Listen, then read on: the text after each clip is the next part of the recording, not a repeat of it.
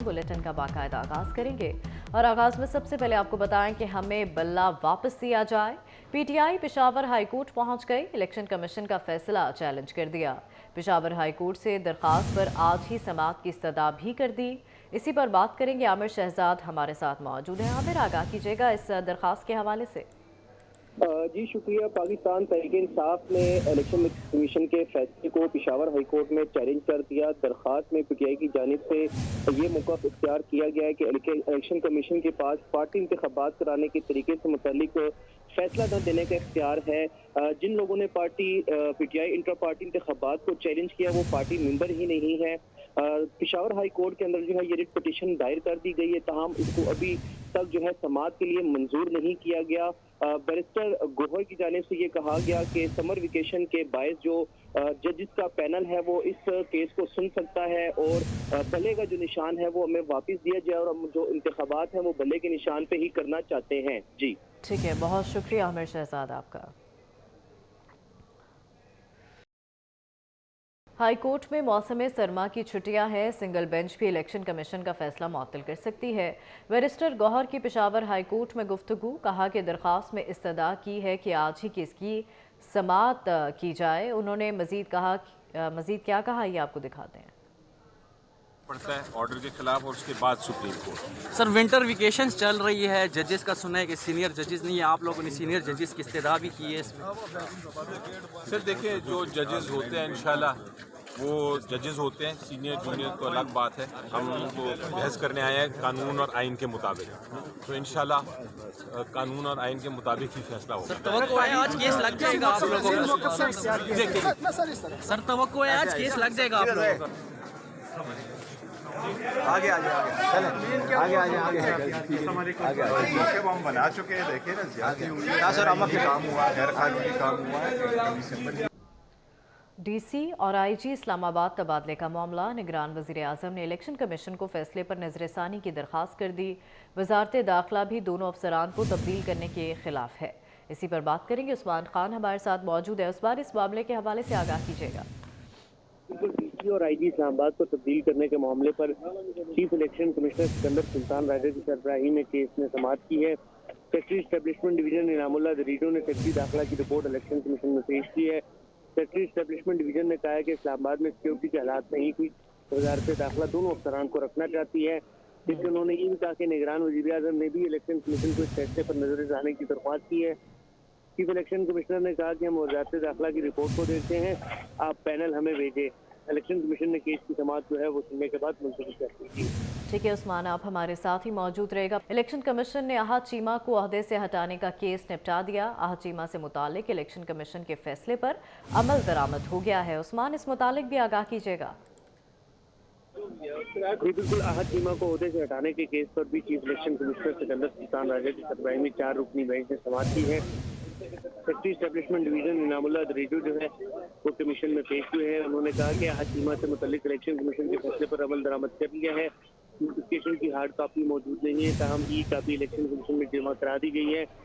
जबकि secretary election commission ने सवाल किया चीफ इलेक्शन कमिश्नर से कि क्या आपको कॉपी मिल गई है, जिस पर सेक्रेटरी इलेक्शन कमीशन ने कहा जी बिल्कुल हमें सॉफ्ट कॉपी मिल चुकी है। चीफ इलेक्शन कमिश्नर ने कहा कि आपने भी जहमत नहीं की कि हार्ड कॉपी ही करा लेते। इसके बाद इलेक्शन कमीशन ने इस केस का मामला निपटाते हुए इस केस को मुलतवी कर दिया। ठीक है, बहुत शुक्रिया उस्मान आपका।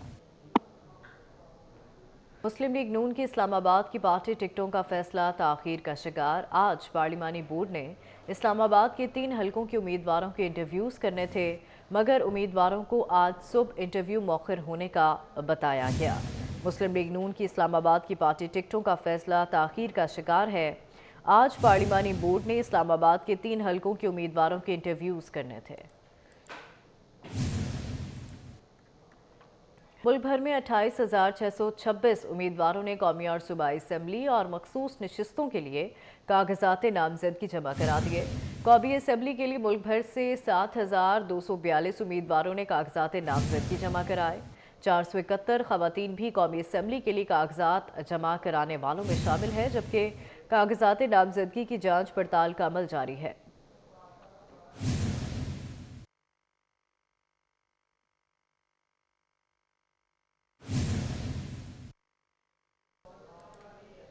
आगे बढ़े और आपको बताएं कि मुल्क भर से कागजात नामजदगी की मद में 65,57,20,000 से ज़ायद रकम कौमी खजाने में जमा हुई।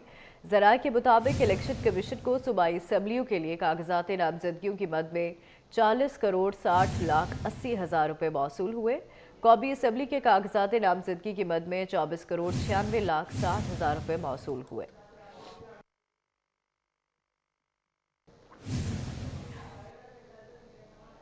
पाकिस्तान स्टॉक मार्केट में मनफी का रुझान बरकरार है। मंदी के बादल छा गए। 100 इंडेक्स में 1566 पॉइंट्स की कमी देखी गई है। इसी पर बात करेंगे। बसीम इफ्तिखार हमारे साथ मौजूद है। बसीम, आगाह कीजिएगा। जी बिल्कुल, कारोबारी हफ्ते का आज पहला रोज़ है और कारोबारी हफ्ते के पहले रोज़ ही हम देख रहे हैं कि स्टॉक मार्केट में मंदी के बादल जो हैं वो छाए हुए हैं। और आज मैक्सिमम हमने देखा है कि 100 इंडेक्स में तकरीबन 1566 पॉइंट्स की कमी वाक़ई हुई है और 100 इंडेक्स जो मिनिमम देखे गया है तकरीबन 60,138 की सतह पर देखे गया है। इस वक्त मेरे साथ मौजूद हैं पाकिस्तान स्टॉक एक्सचेंज के साबिक डायरेक्टर ज़फ़र मोती से। जानते हैं ज़फ़र साहब, क्या सूरत हाल है कि अचानक से जब शुरुआत हुई है तो मंदी रही है, क्या बुनियादी वजूहत हैं? देखिए, वजूहत बिल्कुल सामने हैं। ईयर एंड होता है तो मार्केट में आती है मंदी। हमने ओवर रीच भी किया था। आपके प्रोग्रामों में मैं कह रहा था कि 65,000 का एक पीक होना चाहिए, तो 67 से भी अबव निकला। अब उस अंडर रीच भी जब होता है तो फिर वो स्विंग दूसरी तरफ हो रही है। अब मार्केट के स्विंग होने की वजह बिल्कुल साफ है। एक तो रोल ओवर है, हमारा वीक है। 4 दिन में 42 अरब रुपए का रोल ओवर होगा, नए मंथ में जाएगा, नए वादा जो हम कहते हैं जनवरी का। दूसरा, अपना पैनिक सेलिंग थोड़ी सी आई है पंजाब से, जो ग्रुप से वहाँ पर जो बाइंग कर रहे थे वो अब सेलिंग कर रहे हैं। तीसरा, इंस्टीट्यूशंस, फंड मैनेजर्स की छुट्टियाँ, फॉरेन फंड्स, और यहाँ के इंस्टीट्यूशन की क्लोजिंग, बैंकों की क्लोजिंग, ये भी एक अफेक्ट मारता है। लेकिन अब जो जनवरी की रैली हम देख रहे हैं इस डाउनवर्ड मूवमेंट के बाद, वो तेज़ी ला सकती है, प्रोवाइडेड जो हम कहते हैं कि पॉलिटिकल क्राइसिस जो ब्रू हो रहे हैं वो जनवरी में कहीं सामने ना आए। अगर वो नहीं आएंगे और पॉलिटिकल सिनेरियो सही रहेगा, स्टेबल रहेगा, तो मार्केट फिर रैली अपवर्ड मूव करेगी।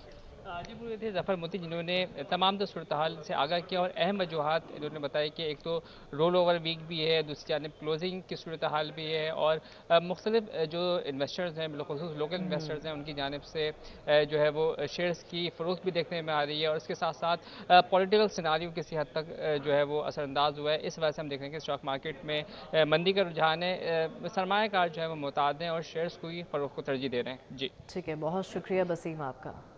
2024 के आम इंतखाबात की तैयारियां, प्रिजाइडिंग और असिस्टेंट प्रिजाइडिंग अफसरान की तरबियत का आगाज़ हो गया है। एजुकेशन अथॉरिटी ने असातिज़ा को हर सूरत ट्रेनिंग सेशन में हिस्सा लेने की हिदायत जारी कर दी है। इसी पर मजीद बात करेंगे। जुनेद रियाज हमारे साथ मौजूद हैं। जुनेद, आगाह कीजिएगा। जनरल इंतखाबात 2024 के लिए आज से असातिज़ा की ट्रेनिंग का बाकायदा तौर पर आगाज़ कर दिया गया है। लाहौर की अगर बात की जाए तो लाहौर के सरकारी स्कूलों से 15,000 से ज़ायद असातिज़ा जो हैं वो ट्रेनिंग हासिल करेंगे और इलेक्शन ड्यूटियां जो हैं सर अंजाम देंगे। अगर लाहौर की बात की जाए तो लाहौर के 1119 स्कूलों में से पहले मरहले में सिर्फ और सिर्फ 5 टीचर जो हैं फ़ी स्कूल ट्रेनिंग के लिए तलब कर लिए गए हैं। ये ट्रेनिंग जो है वो 26 तारीख से 4 जनवरी तक जो है वो ट्रेनिंग जारी रहेगी, जिसके बाद जो है वो नए मराहिल में जो है असातिज़ा को मरहलावार ट्रेनिंग दी जाएगी। इस वक्त जो है वो 2 सेशन में असातिज़ा को ट्रेनिंग दी जाएगी। एक मॉर्निंग सेशन जो कि सुबह 9 से 12 बजे तक चलेगा और दूसरा सेशन 12 बजे से 3 बजे तक जो है वो चलेगा। और ट्रेनिंग जो है वो अभी से हासिल करना शुरू कर दें ताकि जब इंतखाबात हों तो वहाँ पर वो ड्यूटियाँ दे सकें। इस हवाले से जो असातिज़ा ड्यूटियों से गायब रहेंगे उनके खिलाफ पीडी एक्ट के तहत कार्रवाई की जाएगी। जी ठीक है, बहुत शुक्रिया जुनेद आपका। लाहौर में मज़ार बीबी पाक दामन की तज़ीन और आराइश का 97% काम मुकम्मल हो गया। मज़ार को 31 दिसंबर से कबल ज़ायरीन के लिए खोल दिया जाएगा। वज़ीर आला पंजाब मोहसिन नकवी ने मज़ार बीबी पाक दामन के तौसीही मंसूबे का तफसीली दौरा किया और पेशरफ्त का जायज़ा लिया। मोहसिन नकवी ने दिए जलाने के लिए अलहदा जगह मुख्तस करने की हिदायत कर दी। कहा, तमाम काम आला मेयार के साथ मुकम्मल किया जाए। मज़ार के रास्ते को कुशादा करने का काम भी जल्द मुकम्मल करें, उससे ज़ायरीन की आमदोरफ्त में उनको सहूलत मिलेगी।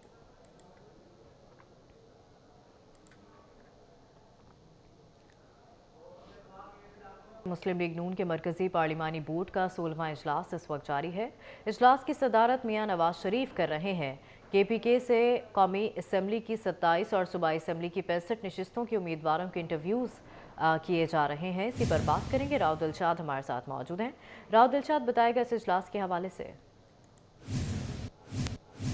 बिल्कुल जी, मुस्लिम लीग नून का मरकजी पार्लिमानी बोर्ड का जो इजलास है 4 रोज़ बाद हो रहा है और आज ये 16वां मजमूई तौर पर इजलास है। इजलास की सदारत कायद मुस्लिम लीग नून मोहम्मद नवाज शरीफ, जबकि पार्टी सदर शहबाज शरीफ कर रहे हैं। इजलास में चीफ ऑर्गेनाइज़र मुस्लिम लीग नून मरियम नवाज़, हमजा शहबाज, राना सनाउल्लाह, ख्वाजा साद रफ़ीक और दीगर जो मेंबर्स हैं पार्लियामेंट्री बोर्ड के वो भी शामिल हैं। आपको बताएं कि इजलास में ख़ास तौर पर आज सूबाई सदर KPK अमीर मुकाम और साबिक गवर्नर पंजाब इकबाल ज़फ़र झगड़ा को भी मदऊ किया गया है, क्योंकि मजमूई तौर पर जो कौमी असम्बली की 27 नशिस्तें और सूबाई असम्बली की 61 नशिस्तें हैं KPK की, जिनके उम्मीदवारों का चुनाव होना है। 140 उम्मीदवार जो है वो दरख्वास्त गुजार हैं, जिनके टिकट्स का फैसला जो है वो इंटरव्यूज़ के बाद किया जाएगा। आपको बताएं कि इंटरव्यूज़ का सिलसिला इस वक्त भी जारी है और तमाम जो उम्मीदवार हैं उनसे पार्टी से वाबस्तगी और पार्टी के लिए उनकी खिदमात के हवाले से जो सवालात हैं वो किए जा रहे हैं। पार्लियामेंट्री बोर्ड कर भी रहा है। तो ये 3 बजे तक बताया जा रहा है कि इजलास जारी रहेगा। इजलास के बाद जो है वो तमाम तर उम्मीदवारों को गो एड दे दिया जाएगा कि टिकट के हवाले से क्या फ़ैसला किया गया। जबकि कबल अजी पंजाब के 8 डिवीजन्स, लाहौर के अलावा तमाम 8 डिवीजन्स के इंटरव्यूज़ किए जा चुके हैं। सिंध के तमाम उम्मीदवारों के इंटरव्यूज़ का सिलसिला जो है वो मुकम्मल किया जा चुका है। जबकि बलूचिस्तान के तमाम अजला के जो उम्मीदवार हैं मुस्लिम लीग नून के टिकट के ख्वाहिशमंद, उनके इंटरव्यूज़ का सिलसिला भी जो है वो मुकम्मल किया जा चुका है। अब सिर्फ लाहौर और लाहौर डिवीज़न के 3 अजला, जिनमें ननकाना साहब, शेखुपुरा और जो है वो कसूर शामिल हैं, इन तीनों अजला के उम्मीदवारों के और लाहौर शहर के उम्मीदवारों के जो टिकट्स हैं उसके हवाले से जो दरख्वास्त गुजार है उनके इंटरव्यूज़ का सिलसिला जो है वो शुरू होगा। बताया जा रहा है कि कल या फिर परसों इस पर भी फैसला जो है वो मुतवक्का है। अच्छा राव दिलशाद, इस्लामाबाद के 3 हलकों के उम्मीदवारों के भी इंटरव्यूज़ करने थे आज, जो कि मुलतवी कर दिए गए हैं। क्या वजह बनी मुलतवी करने की? एग्जैक्टली इससे कबल जो इन्फॉर्मेशन दी गई थी वो लाहौर डिवीज़न के हवाले से भी थी कि लाहौर डिवीज़न और इस्लामाबाद के 3 हल्के हैं, लेकिन उसके बाद पोस्टपोन किया गया और बताया ही जा रहा है चूँकि कागजात नामजदगी के हवाले से बहुत सारे उम्मीदवारों की स्क्रूटनी का अमल जो है वो जारी है और स्क्रूटनी की वजह से उम्मीदवारों का पार्टी सेक्रेटेरिएट लाहौर में पहुँचना जो है वो मुश्किल है। तो इसी वजह से अब स्क्रूटनी मुकम्मल कराने के बाद जो है वो फैसला किया जाएगा कि अब कब इनको मदऊ करना है। इस्लामाबाद की 3 नशिस्तें हैं, लाहौर में कौमी असम्बली की 14, जबकि सूबाई असम्बली की 30 नशिस्तों के जो उम्मीदवार हैं इनके इंटरव्यूज़ बाकी हैं। कसूर की 4 कौमी असम्बली की और 9 सूबाई असम्बली की नशिस्तों के उम्मीदवारों के इंटरव्यूज़ पेंडिंग है। इसी तरह से ननकाना साहब और शेखुपुरा के जो उम्मीदवार हैं उनके इंटरव्यूज़ भी अभी तक पेंडिंग है। जी ठीक है, बहुत शुक्रिया राव दिलशाद, आपने हमें तफसीलन आगाह की। न्यूज़ स्टूडियो से फिल वक्त इतना ही।